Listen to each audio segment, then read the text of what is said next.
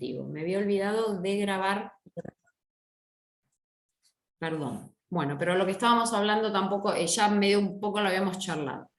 Así que, volviendo al tema de la superficie, existe un criterio que establece que cuando tenemos parcelas de grandes dimensiones, el valor unitario de la tierra disminuye.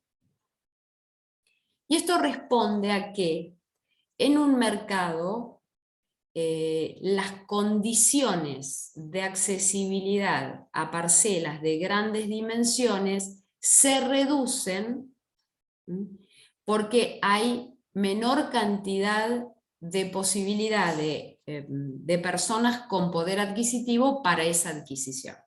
Por eso, los inmuebles de menores dimensiones en general, llámense parcelas libres de mejoras, parcelas construidas o departamentos de pequeñas dimensiones, tienen un valor unitario, o sea, un valor por metro cuadrado de mayor valor respecto de superficies de mayor dimensión. ¿Se entiende esto?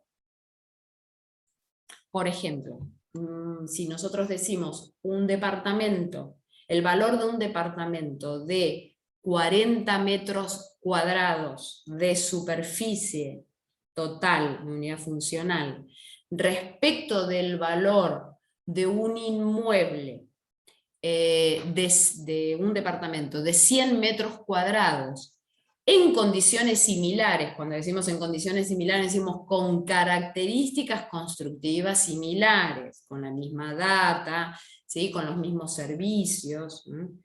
Comparando simplemente superficies, vamos a encontrar que el valor unitario del departamento de 40 metros cuadrados es mayor que el de 100 metros cuadrados.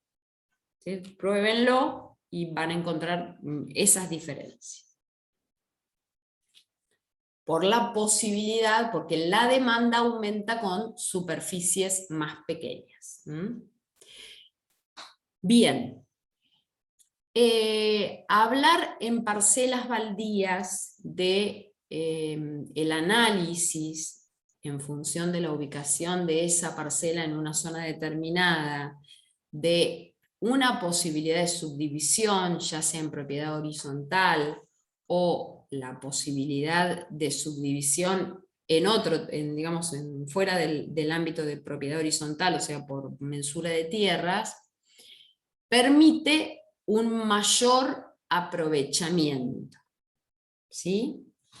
¿Cuál es la parcela mínima hoy en día establecida por la 8912?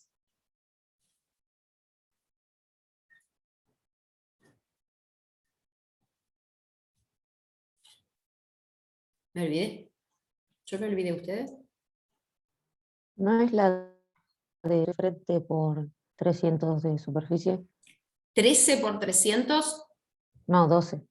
12 por 300, ¿están de acuerdo? Más o menos. ¿Cómo más o menos? Explique eso. Tengo que verificar. ¿Qué tengo que verificar? Tiene que googlear. Ya nos confesaste el otro día que estabas googleando. Perdón, ¿llamo a Pablo Pesolano? ¿No, Pablo Pesolano se encarga de esta temática con ustedes? ¿O no? No. No, planeamiento es, ¿no? Que están cursando a la par. Conmigo, zafaron. Bueno, sí, la Juan Pablo parcela... siempre nos dio el ejemplo de 12 por 300. Si no, no vimos otra más grande y otra más chica. Bien, es cierto. Dijo que Chicos, había, pero no las vimos. Claro, según pero la de 12 de frente y 300 de superficie es la mínima. es la mínima, que exactamente. Bien, está en el Milagros. decreto ley. La parcela es la mínima, pero ¿qué puede pasar? Que tengamos zonificaciones que no permitan esa división mínima, ¿sí? Por eso nosotros tenemos en cada zona donde estamos ubicados distintos indicadores urbanísticos. Y existen zonas donde se pretende políticamente, por eso es que está armado nuestro código de planeamiento urbano de una manera determinada y está zonificado, se pretende que ese sector tenga un destino de parcelas donde sus superficies sean mayores. Cuando hablamos de parcelas residenciales, ustedes mismos me nombraban el otro día cuando hablábamos de los barrios que estaban alrededor de la universidad, la zona de chacritas que tienen en la entrada ahí por... se me fue el nombre de la calle de entrada de acceso a la universidad. ¿Se me fue? ¿Fortabat Sí. o Pringles? No, Fortabat. Bueno, Fortabat, claro, después se hace Pringles, ¿no? No, Fortabat se hace del Valle. Claro, del Valle. Ah, del Valle.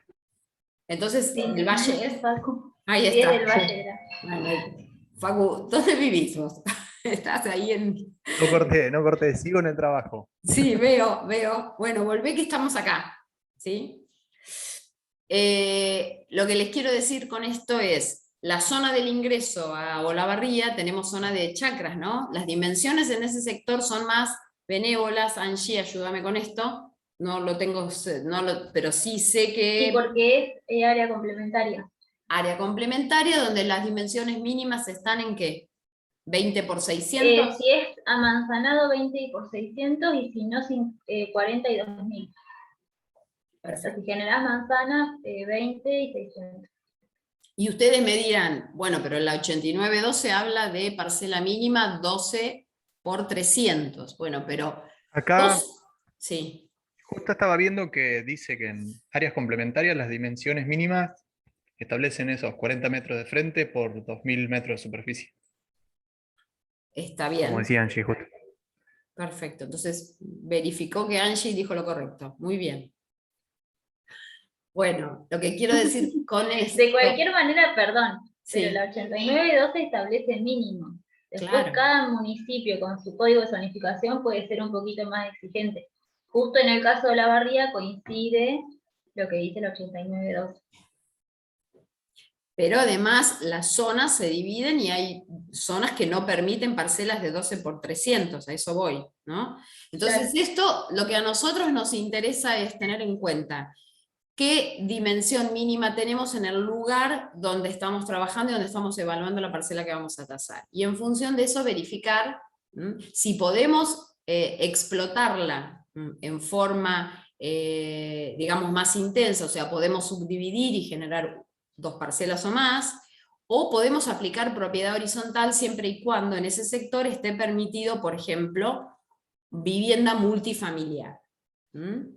O por lo menos bifamiliar, y no unifamiliar. ¿Sí? Todo esto tiene que ver con los indicadores urbanísticos, o sea, nosotros a la hora de tasar naturalmente necesitamos conocer los indicadores urbanísticos como les expliqué al principio.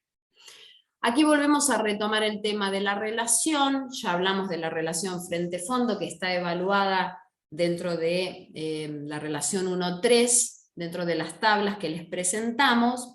Pero también tenemos algunas consideraciones interesantes. Cuando los frentes están en un intervalo entre 9 metros y 20, implican, digamos, que son interesantes, son aptos para entender un frente más valioso, porque permite buena distribución de cualquier proyecto de acceso a la parcela, digamos, podemos tener un espacio libre. La posibilidad entre 9 y 20 metros es una posibilidad valiosa para una parcela, para el acceso a una parcela. Cuando más metros de frente tenemos, como vimos en la tabla de medidas, de coeficientes de medida, tenemos mejor valor. Pero esto no pasa así con el fondo. Cuando mayor fondo tenemos, tenemos menor valor. Cuando más nos alejamos de la línea municipal, tenemos menor valor en la distribución. Ahora, cuando también nos excedemos de un frente muy generoso, esto no implica necesariamente, eso va a estar analizado dentro del mercado, que esto aumente el valor unitario. Por ejemplo, si tenemos un frente de 20, con un frente de 30 podemos estar entendiendo que el frente de 30 tiene mejores posibilidades porque hay un frente más generoso. No, en esto no siempre es así. Así que eso lo tenemos que analizar a ver cómo funciona dentro del mercado, qué es lo que pasa. Por eso las dimensiones hay que analizarlas en función a lo que marca las condiciones del mercado y las áreas donde están y la zonificación en donde está inmerso. El fondo, como les decía, a más distancia de la línea municipal, tenemos menor valor, y además tenemos el elemento fundamental de análisis restrictivo, que es el centro libre de manzana. Entonces, ¿saben cómo funciona esto?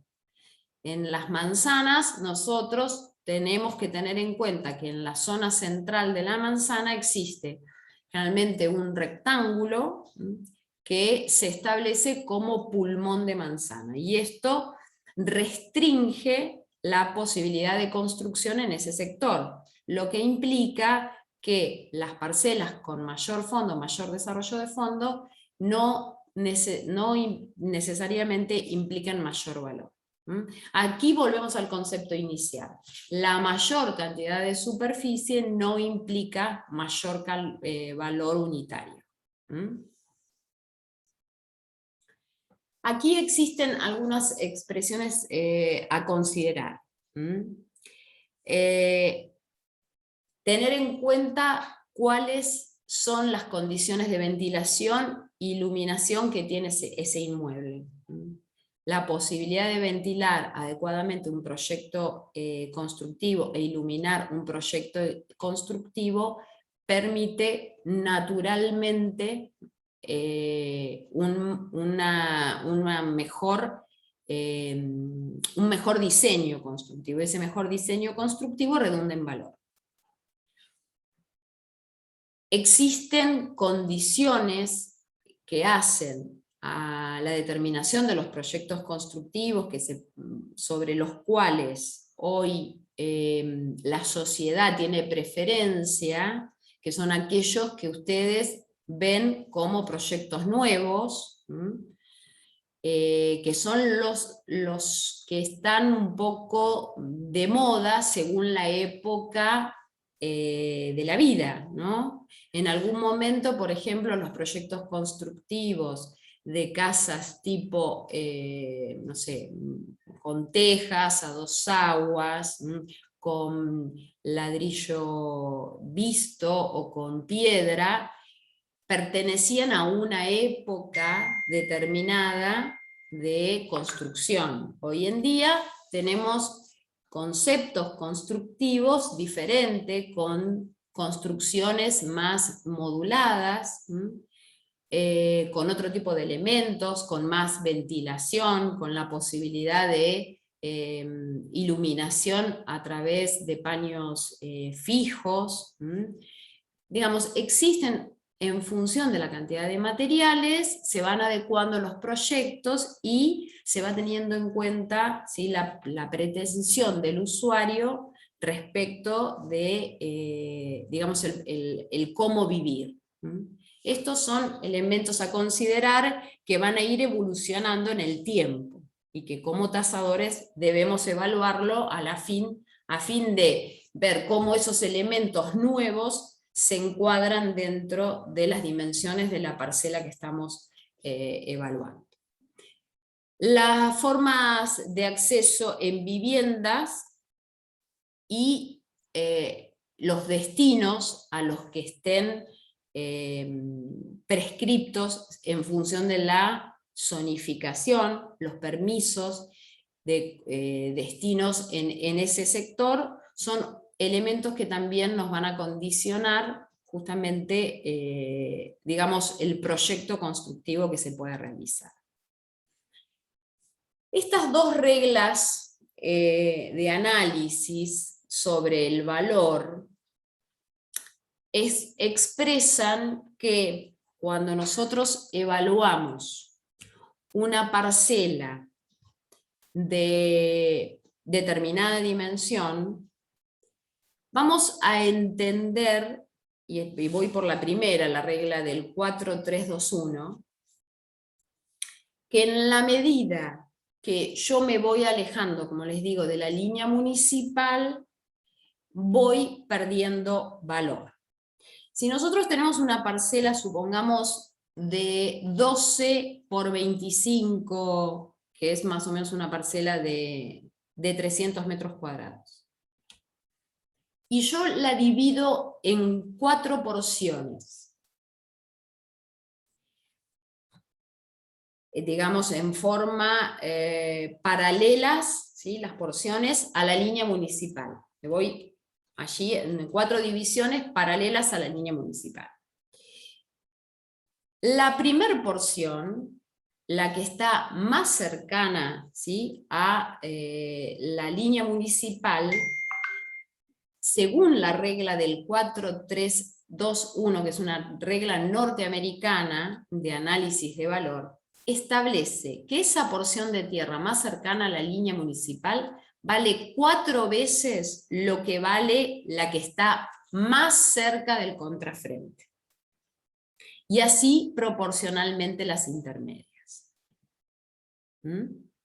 A la hora de distribuir ese valor del valor de la tierra, y esto tiene que ver con la accesibilidad, porque naturalmente acceder más directamente al inmueble tiene un factor de valor más preponderante que poder hacerlo a través, por ejemplo, de un pasillo.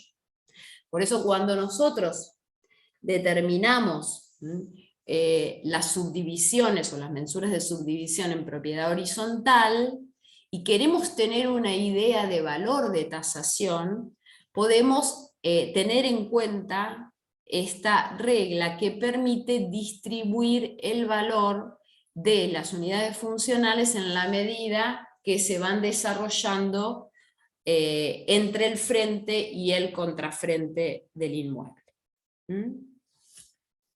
Luego está la ley de Hoffman, que es una normativa también utilizada a la hora de determinación del valor, y que establece que si dividiéramos a una parcela en 2, también pensando en esa división en paralelo a la línea municipal de la parcela, la primer parte de la parcela, la más cercana a la línea municipal, valdría 2/3 del valor de lo que vale la segunda porción de la parcela. O sea, mientras una vale 2/3 el valor, aquella más cercana a la línea municipal, la que está más cercana al contrafrente, valdría 1/3 del valor del terreno. Estos son elementos que nos van a ayudar a poder determinar aquellas cuestiones de valor, por ejemplo, a la hora de analizar el valor de tierra en la distribución en una propiedad horizontal. Cuando hablemos de valor de mercado. Esto no es así en evaluación fiscal. Estos son elementos para tomar en cuenta el valor de mercado. Bien. ¿Hasta acá alguna pregunta? Veo que no, por ahora no. Bueno, ¿qué ven acá? Una manzana. ¿Nada más? Todas parcelas Regulares. Parcelas regulares, muy bien. Descríbanme esto, los dejo a ustedes hablar, a ver. ¿Qué características tienen? Dijimos que eran regulares, ¿qué más? De todo lo que hemos estado hablando hasta recién. Es de 100%. La parcela, la manzana, el macizo. La manzana, sí, el macizo. ¿Qué más? Frentes. Sí, las parcelas son de 10 de frente. Bueno, las de mayor fondo tienen 50 metros. Y las de menor fondo serían 30 metros. Y todas tienen 10 de frente. Y todas tienen 10 de frente. Algo distinto es que las esquinas son iguales a las de al lado, que acá me parece que no es así. Podría no ser así, ¿no? Podríamos encontrar... ¿Qué dijo que no escuché? que las parcelas de las esquinas son iguales a las de al lado, cuando acá no suele ser así. No hay ochavas, por ejemplo, ahí. No hay ochavas, ¿sí? Puede ser que las ochavas estén en otra parte del plano, pero en general todos estos elementos que dijeron son reales. Esto no es un plano que hoy se puede aprobar directamente. En estas condiciones no. Pero ustedes claramente pueden encontrar con las ochavas, seguramente cedidas, este tipo de configuración con estas dimensiones en subdivisiones anteriores al año 77, donde surge la Ley de Ordenamiento Territorial del Suelo. Entonces, en algún punto, esto lo podemos encontrar en el mercado, lo podemos tasar, pero no lo podemos generar. ¿Esto permite subdivisión?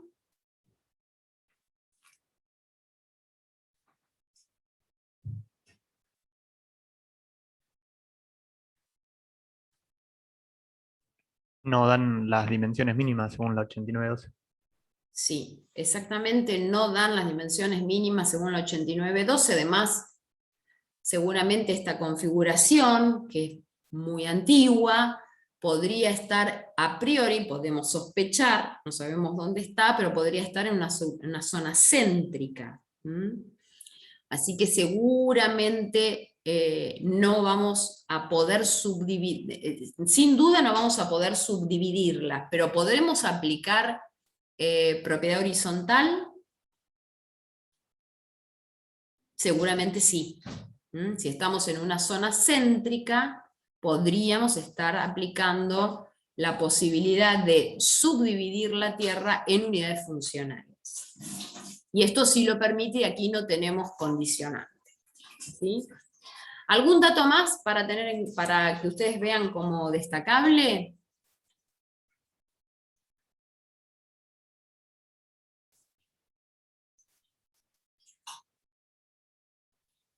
Cri, cri. ¿No? Hablamos de El ancho, las ¿Cómo? calles. Las calles por ahí, que una es de 20 y la otra es media calle. Media Por calle ahí ceder. ¿sí? La media calle por ahí hasta que no se ceda la otra mitad va a estar cerrada.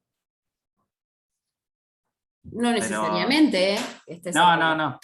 Puede, Pero bueno, puede estar abierta al uso público con, digamos, la media calle. restricción, claro, como media calle.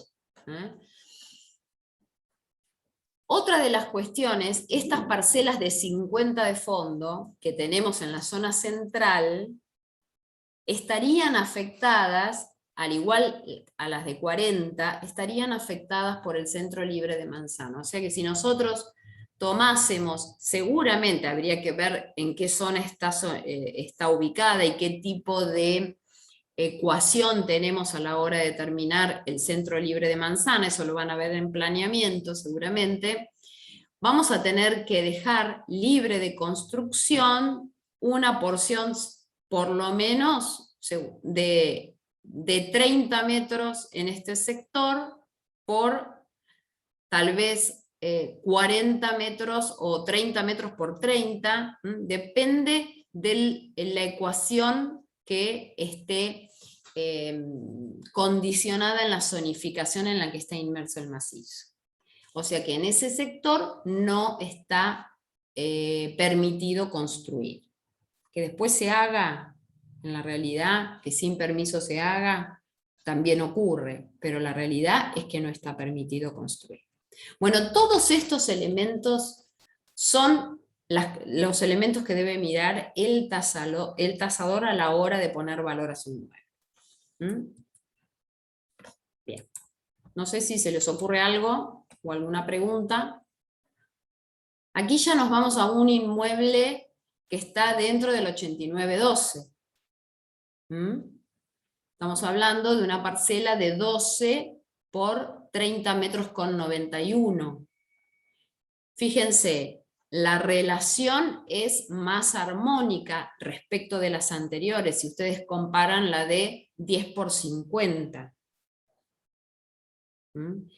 Cuando hablamos de esto, la posibilidad constructiva, espacio libre más generoso, pero tal vez más desaprovechable. Estos elementos son de análisis de justamente el tema del valor de los inmuebles.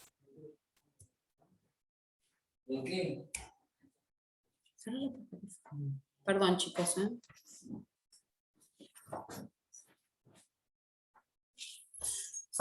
Las formas.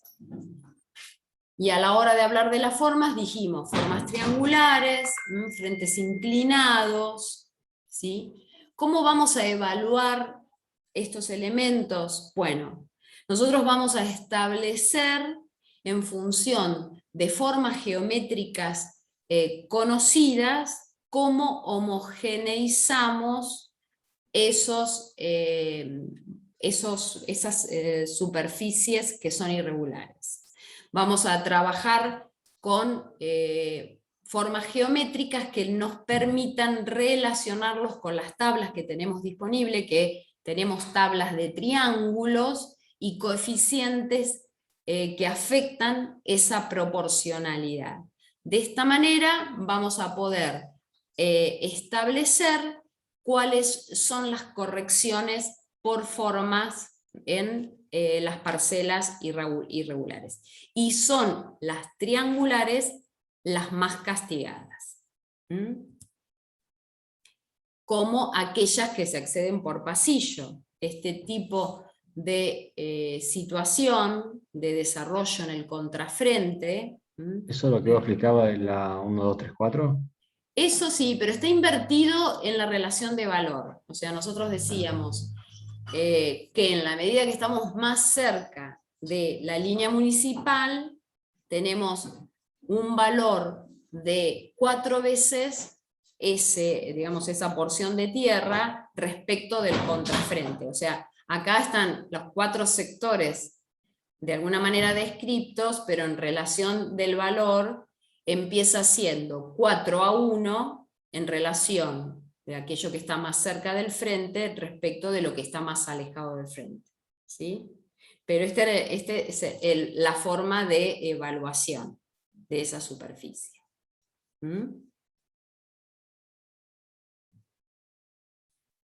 ¿Estamos hasta ahí? Sí. Bien.